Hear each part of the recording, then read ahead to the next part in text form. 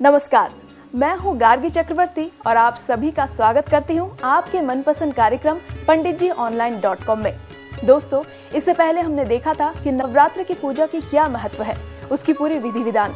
लेकिन आज हम देखेंगे अष्टमी की पूजा का क्या महत्व है, उसके व्रत की क्या विधि होती है। साथ ही देखेंगे रामनवमी के बारे में। इन्हीं सब पर बात करने के लिए आज स्टूडियो में हमारे साथ मौजूद हैं पंडित मनोज शास्त्री जी। पंडित जी, आपका बहुत बहुत स्वागत है। धन्यवाद। पंडित जी, सबसे पहले आपसे ये जानना चाहूंगी कि अष्टमी पूजा का महत्व क्या है। नवरात्र में माँ भगवती का जो अष्टम स्वरूप है, उस अष्टम स्वरूप की पूजा को अष्टमी तिथि कहते हैं।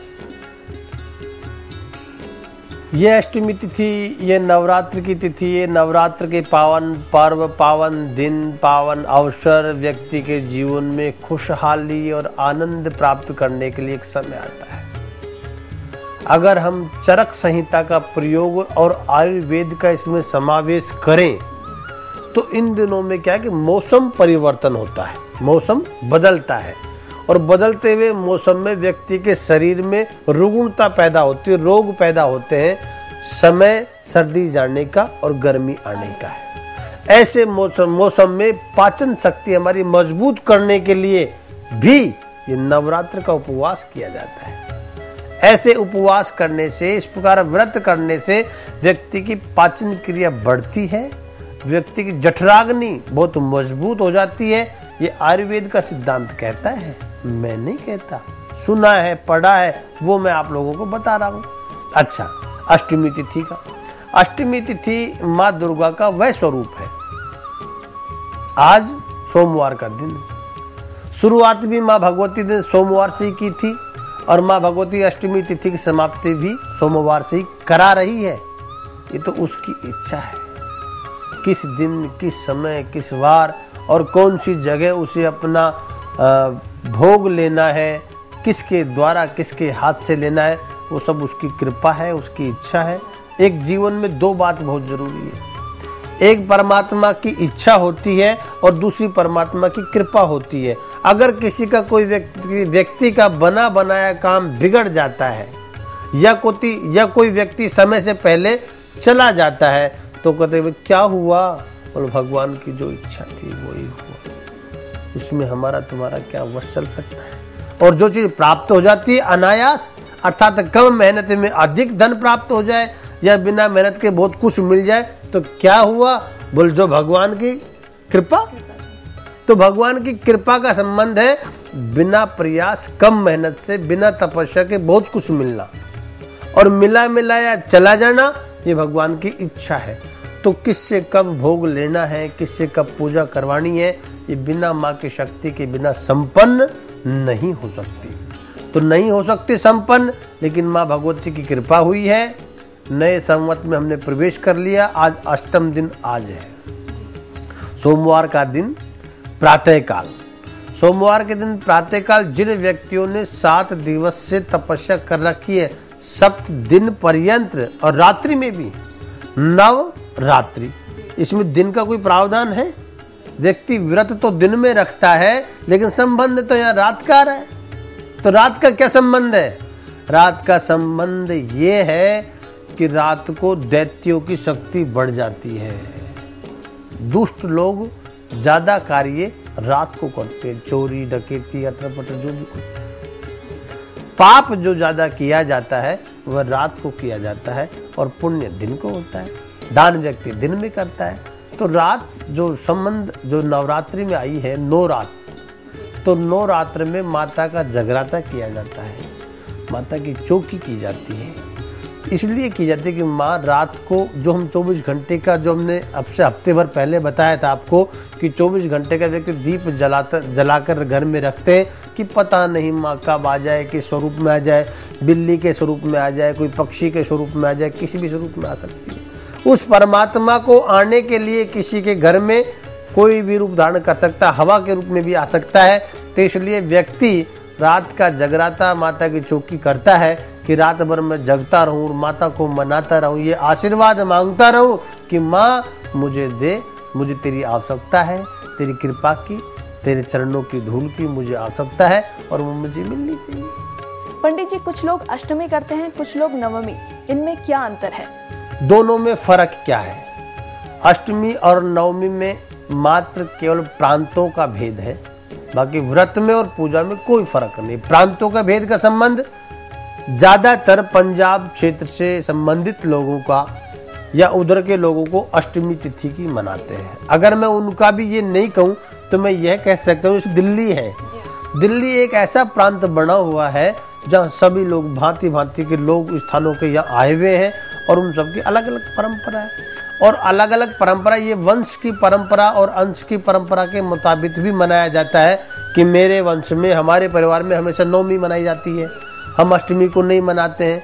तो नवमी और अष्टमी में कोई भेद नहीं है, ये अपने अपने कुल की रीति के मुताबिक जो मनाते हैं बस वही भेद है। बाकी नौ दुर्गा 9 दिन की है, अष्टमी अष्ट दुर्गा की है, अष्टभुजा दात्री है तो अष्टमी है, और 9 दिन की नवमी की दुर्गा है।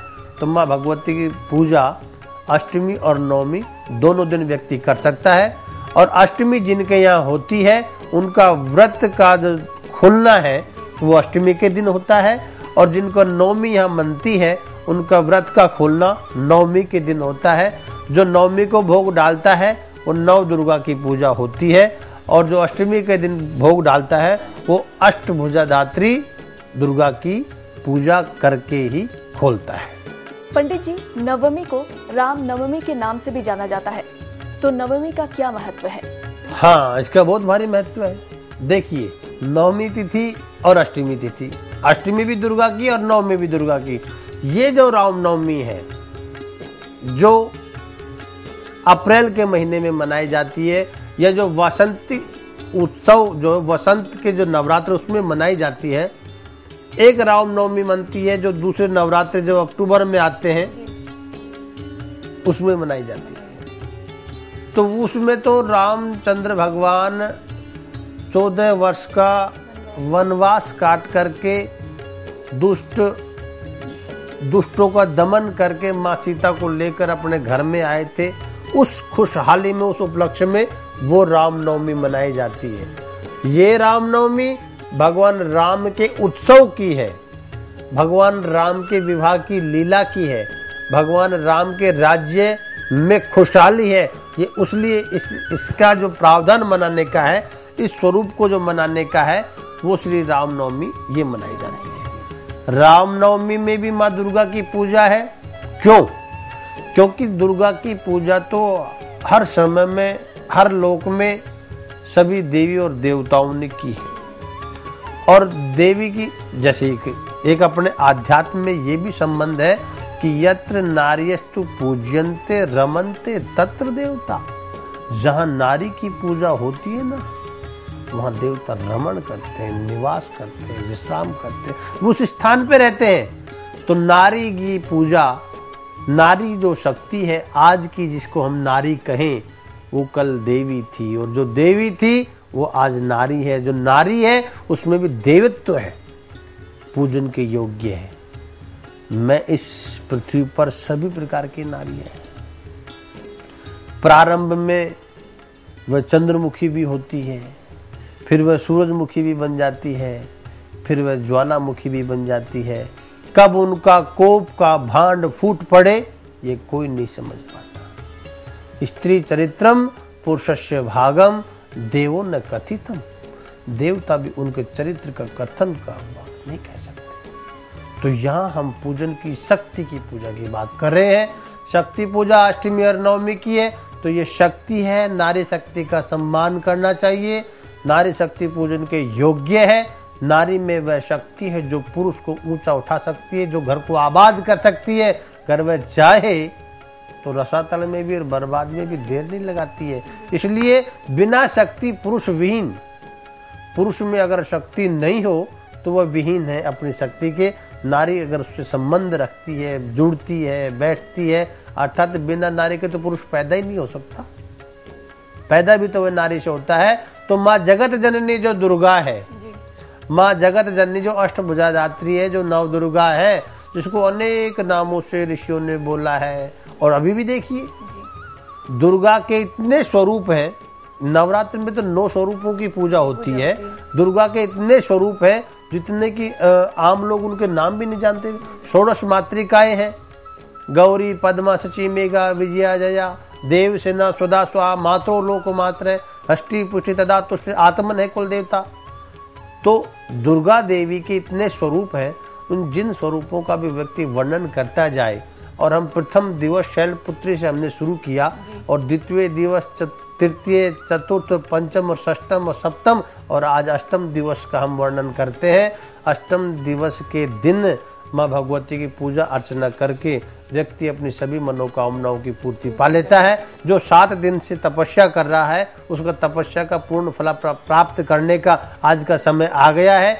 वह समय जो फल प्राप्त करने का है, तो उनसे आग्रह है मेरा कि सभी भाई और बंधुओं को बुला करके वो बिठाए और बैठे और देखें कि माँ अष्टमी की पूजा कैसे की जाती है और उस पूजा का प्रावधान क्या है, इसके बारे में हम। जी पंडित जी, ये पूछने वाली थी कि पूजा हम करते हैं अष्टमी की, जब व्रत खोलते हैं, क्या क्या सामग्री चाहिए होते हैं उसमें? जी, अब देखिए सामग्री की बात। जो प्रथम दिवस में हमने सामग्री का वर्णन किया था, जिक्र किया था, बताया था, अब उसका खुलासा होता है कि जो रोज नित्य की जो पूजा है, नित्य का जो कर्म है, वो तो हम करते आ रहे हैं। जी। उसमें विशेष क्या है कि आप तो हलवा पूरी खाओ और माता के गुण गाओ, लेकिन इसमें छोले भी, चने भी बनते हैं भैया। मिठाई से काम नहीं चलते, नमकीन का भी प्रयोग किया जाता है। कहने का तात्पर्य यह है कि आज की पूजा में प्रावधान सबसे पहले यह है कि प्रातःकाल उठ करके दिनचर्या से निवृत्त होकर के व्यक्ति माँ भगवती के स्थान जहाँ उसने स्थापना कर रखी है, वहाँ बैठे और बैठ करके उनका ध्यान करे, चिंतन करे, भजन करे, कीर्तन करे, और जो सामग्री इकट्ठी की है, फूल, फल, मिठाई आदि आदि आदि। एक सबसे बड़ी बात क्या है कि वो जो खेत जो उन्होंने बो रखी है और जो हरियाली छा गई है घर के अंदर, और एक कलश घट स्थापना जो उन्होंने की थी, घट के ऊपर एक नारियल रखा था, उस नारियल का आज पधराने का या उसको ये तोड़ने का दिन आ गया है। वो तोड़ करके और माँ के सामने प्रसाद में रखें, और प्रसाद में रख करके जो पकवान बनाए हैं, पकवान किसी भी प्रकार का व्यक्ति अपनी स्वेच्छा से बनाता है। माँ की इच्छा कम करती है, व्यक्ति की जिव्या की इच्छा ज़्यादा करती है, क्योंकि जो स्वाद लगता है व्यक्ति वही बनाता है। जो उसको नहीं भाता वो नहीं बनाता।